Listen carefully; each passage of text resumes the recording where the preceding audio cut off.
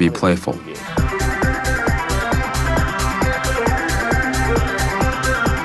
Blast processing.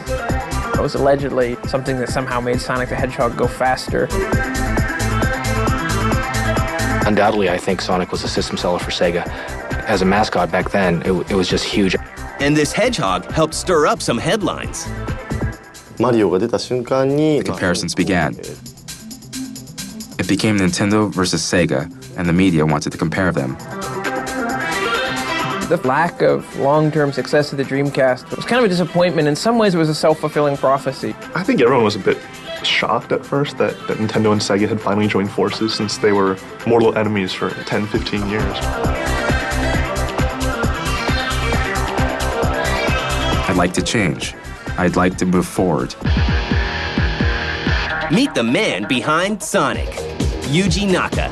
He has lots of childlike qualities, which I think translates into his games. Like Lotus.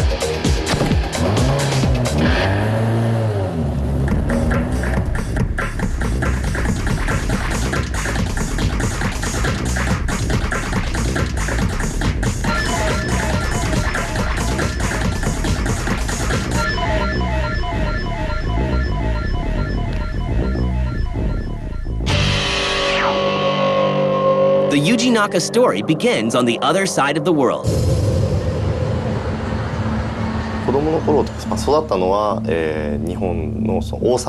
Well, when I was a child, I grew up in a place in Japan called Osaka up until I was 18. In terms of creativity, I like many things. I like cars, games, theme parks, everything. It's from all these things that I've been influenced. Well, I don't think I was too smart. I wasn't able to go to college. So after graduating from high school, I had to look for a job, and there were many candidates I targeted. They weren't looking for people, whereas Sega was. I lived in Osaka and I wanted to move to Tokyo, so I applied to Sega and they took me. The 18-year-old entrepreneur goes to work on his first game for Sega, a game company already established thanks to arcade titles like Zaxxon. 1984 was when I joined Sega. Girls' Garden was the first game I was involved with. I was a programmer. It was the first game I worked on for the SG-1000. In 1986, Sega introduces a brand new console, the Sega Master System. Naka works on games like F-16 Fighting Falcon. The Master System, I thought at the time, back then I certainly wasn't working in the game industry. I was just a kid playing video games like everyone else. But I felt that that box, the level of sophistication that it kind of oozed out of it, was just a lot cooler than like Atari or Coleco. The F-16 Fighting Falcon game was back then, given the limited things he had to work with, I would say was very, very realistic for the time. And if you went back and played it now, I think you'd have the same feeling. And Phantasy Star, a role-playing game filled with solid quests and masterful stories. I think at the time, Phantasy Star was a fairly different type of kind of RPG, and I don't think we can say that now, but the games coming out, a lot of them seem to be similar, or a lot of the things borrow concepts from one another, but I think back then it was just very fresh. Made you want to play it over and over again. Phantasy Star 2 is released in 1989 and features an inventive storyline and realistic graphics with the power of Sega's new 16-bit console, the Genesis. I was clearly a Genesis guy. If it weren't for the Genesis, I wouldn't even be in the video game industry. Nintendo releases their own console, the Super NES, and a rivalry is born. Yeah, the 16-bit console wars, that was a sort of a famous era in video games, because you had Nintendo kind of unwilling to release a successor to the NES. They didn't want to shoot that golden goose that was already still laying golden eggs, and unfortunately for them, that gave Sega, just kind of a very small challenger, an opportunity to come in with the Genesis. For the Super NES, Nintendo introduces a series of games featuring Mario, created by Shigeru Miyamoto. The series becomes wildly popular. Naka begins collaborating with character designer Oshima, and has an idea he hopes can compete with the Little Plumber. To come up with the character of Sonic, we asked ourselves, what kind of game do we want to make? Back then, Mario existed and he jumped a lot, jumping and hitting blocks. But what I wanted to do was get involved with creating a smoother surface to run across and have the character run fast. I was the main programmer. The most important thing was I wanted it to be playful. So we built characters to match the playfulness. The result is Sonic the Hedgehog, released in 1991. And the Sonic team is formed, led by its creator. Since I'm the president of Sonic Team, I'm involved in every aspect. The visuals, story, and gameplay. I believe the games must represent Sonic Team in a good way. The Sonic team is determined to make Sonic stand out in the crowd. Well, blast processing was like the marketing term for Sonic the Hedgehog, and it was allegedly something that somehow made Sonic the Hedgehog go faster. Was it ever more than a marketing term? I don't think so, who knows. But it definitely worked good in the ads, but I still remember it. Blast processing. I thought it conveyed the sense of speed a lot better than even some racing games did. It was probably one of the most perfect 2D characters that's ever been invented. So in comes Sega with Sonic, and he is a character who is a little hedgehog guy, and he's blue, but he has all this attitude. He doesn't stop for nobody. He's just like spinning and going really fast through the levels. This guy is much faster than Mario. Mario's the old man.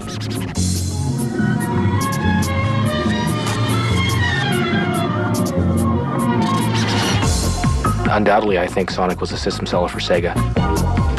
As a mascot back then, it was just huge. And it's just the beginning.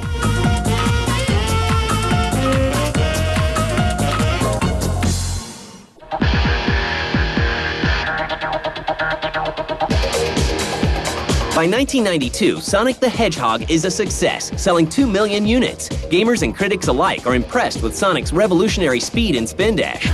And the inevitable comparisons begin. I was involved with Sonic for a long time, but as soon as Mario appeared, the comparisons began. It became Nintendo versus Sega that the media wanted to compare. And Sega decided, well, Nintendo has the kid audience.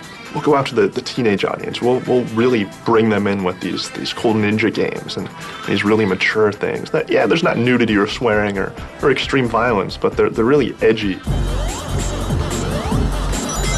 Sega at that time introduced some really innovative marketing, kind of like the shock tactics marketing that just had never been done in games before. It was amazing. And every player, nobody had two consoles. Everybody had one or the other, and you're either a Sega fan or a Super Nintendo fan, and you either said like, Sonic sucks and Mario rules, or Sonic rules and Mario sucks. Sega really capitalized on that whole, speed feel and said, this guy is much faster than Mario.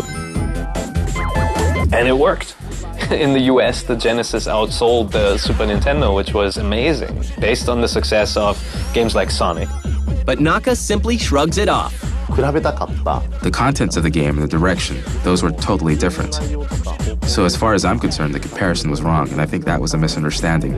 I don't want there to be anything bad between us, so while we are in good terms, and if I can work on not keeping a distance, that would be great.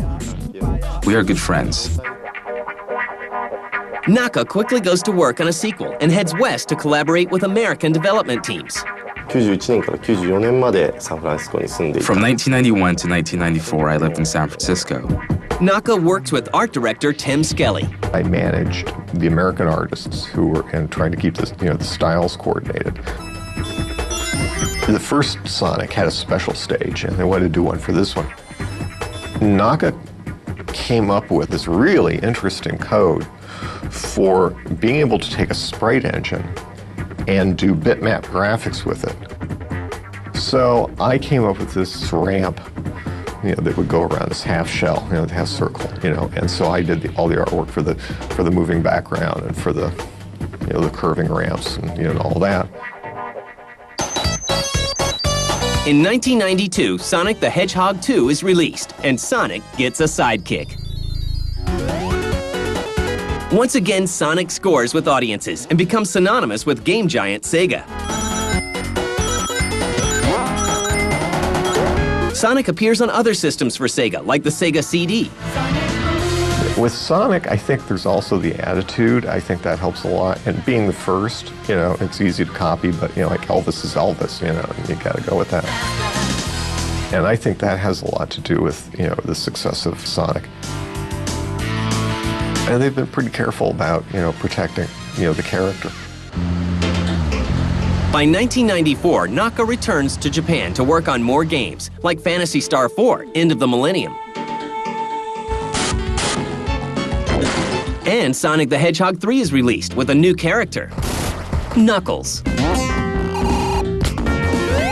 Meanwhile, the Sega CD isn't faring so well. I think you have to just make things easy for the consumer, and it just wasn't a very easy piece. It was just not, I don't think, holistically thought out. Bottom line is it wasn't easy for the consumer. And hopes are high in 1995 when Sega introduces the Saturn, its 32-bit console, to compete with the Nintendo 64 and Mario. Well, Nintendo had, Mario, this short, stubby plumber that, walked around at a brisk pace and jumped on Goombas and, full on turtle shells. And Sega had the differing opinion, like in Sonic's just zooming through levels. And as Sonic progressed, that's what he got more into, was just going through at lightning fast speeds. All these amazing looking levels that you didn't ever get to admire, you didn't ever get to take in the beauty of them. The speed was impressive. Even more impressive are other games Naka and Sonic Team create. Like Knights in 1996. I know that Knights is a cult favorite amongst a lot of gamers and developers alike. Sega launches a reported $10 million campaign behind its 3D answer to Mario 64. Although Knights gets great reviews, the buzz doesn't translate into sales.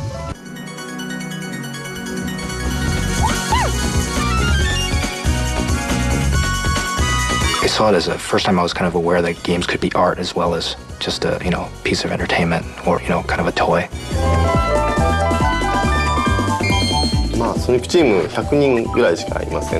Sonic Team consists of only 100 people. Even if we want to come up with a sequel, there's so many other products we have to create, and I guess Knights is suffering. But then I'm not thinking never again. It's not like if I had the chance, I wouldn't make it. The new Knights proposal, we came up with that, and we have been consulting, but we haven't made a final decision or determination. More Sonic games follow, and in 1998, Sonic Team tries something new with Burning Rangers, an elite search and rescue team equipped to handle life-threatening missions. Despite best efforts by Naka and his team, the Saturn succumbs to the Sony PlayStation.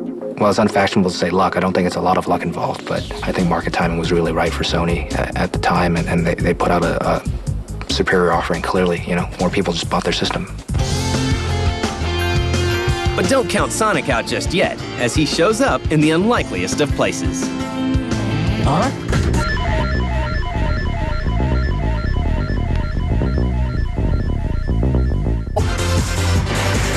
Tails! I'm just glad you're okay. Thanks, but you gotta check out my newest power supply. Ta-da!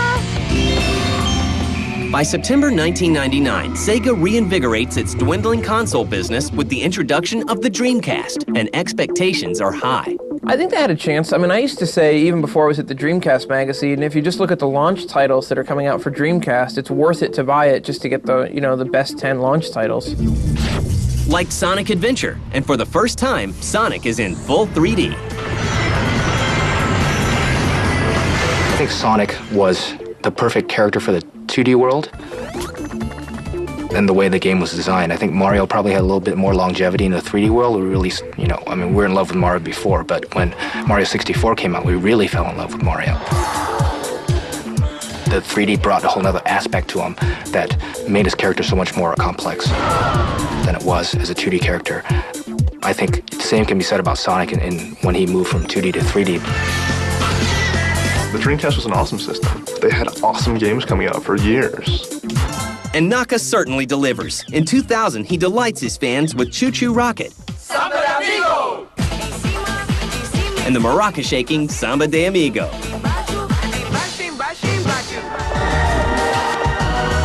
Phantasy Star Online is released in 2001. It is the first global, massively multiplayer online console RPG. I was working on the Dreamcast hardware and I thought, how can we bring the biggest audience to this game? Of course, online games are then and still now for hardcore players. But the enjoyment of online games needs to be easier for people to access. So we kind of lowered the bar so everyone can enjoy it.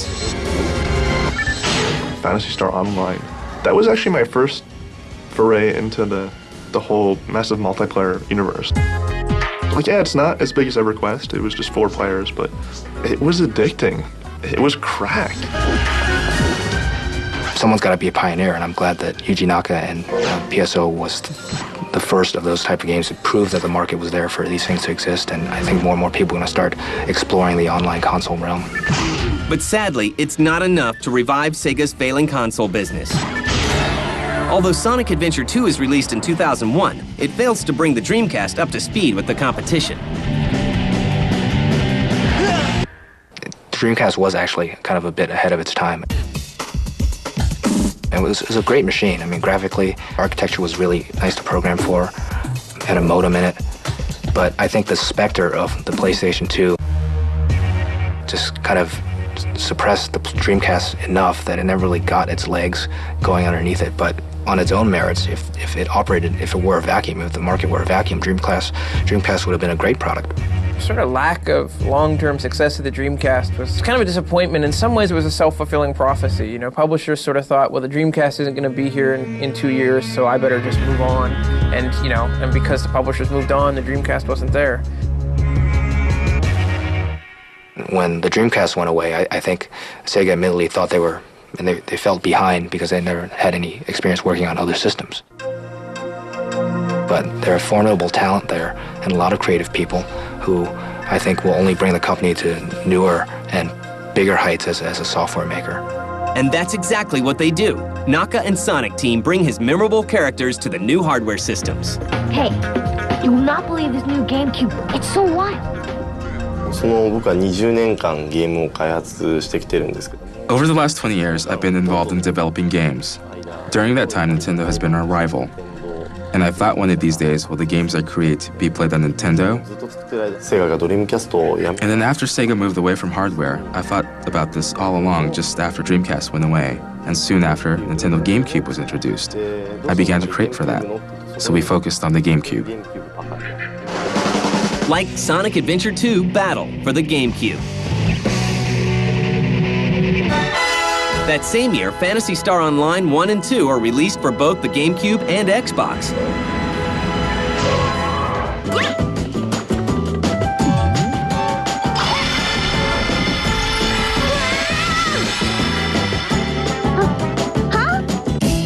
Sonic Heroes was released in 2004.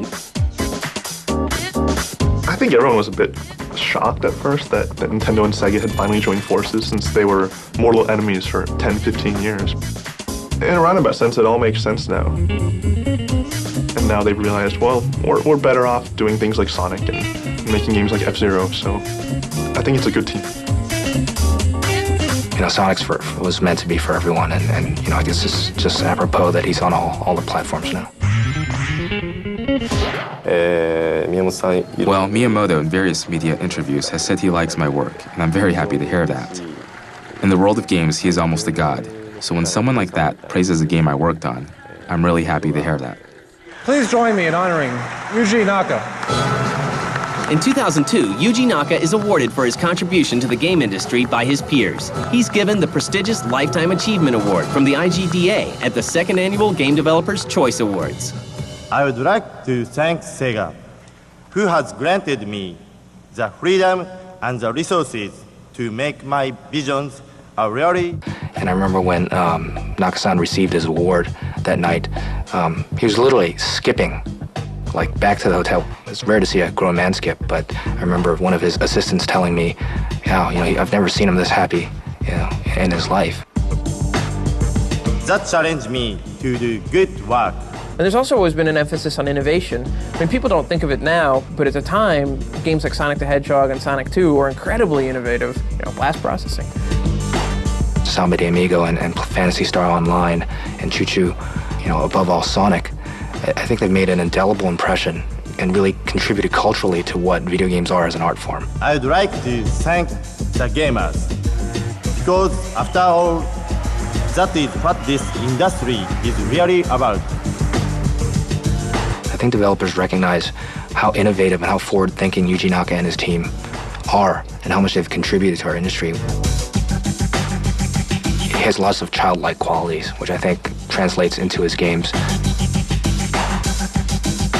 Like any great creator, he's always looking about the next place he can bring his art and raise his game. Really brought our industry where it is today, and hopefully bring it into the future too.